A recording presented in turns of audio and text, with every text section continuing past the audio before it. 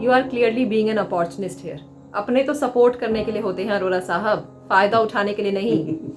बिल्कुल ठीक कहा आपने अरोड़ा जी। ये लोग हैं कि 3 जनरेशन पुरानी प्रॉब्लम को सॉल्व करना चाहते हैं और आप इन्हीं का मजाक उड़ा रहे हैं।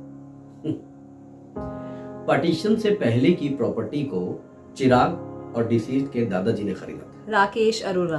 वही। उनके दादाजी वहां वापस लौटकर इसलिए नहीं आ पाए कि उन्हें लगता था कि कहीं कोई वापस क्लेम करने ना आ जाए।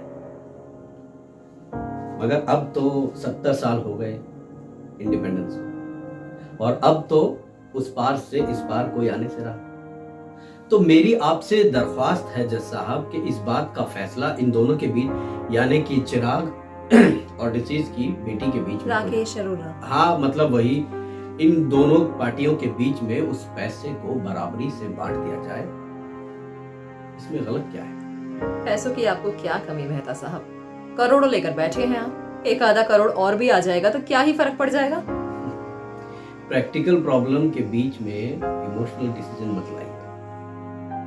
प्रॉपर्टी का मामला है, 4 पैसे आपस में बांट के इस बात को यही दफा दफा करें, वरना तो चल रहा है जैसे चलने दीजिए। बाय द वे जज साहब, मैं आपसे इजाजत चाहूंगा कि मैं आशीष जी से एक सवाल पूछना चाहता हूं। Thank you। आशीष जी, आपने ये प्रॉपर्टी क्यों नहीं बेची? क्योंकि मेरे पापा कभी उस प्रॉपर्टी को बेचना नहीं चाहते थे, इसीलिए। और जीते जी आपके पापा ने ये प्रॉपर्टी बेची भी नहीं।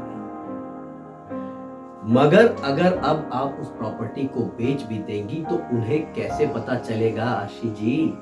वकील साहब, आपका पता नहीं, हमें और भी केस लड़ने हैं। सीधे सीधे मुद्दे पे आइए।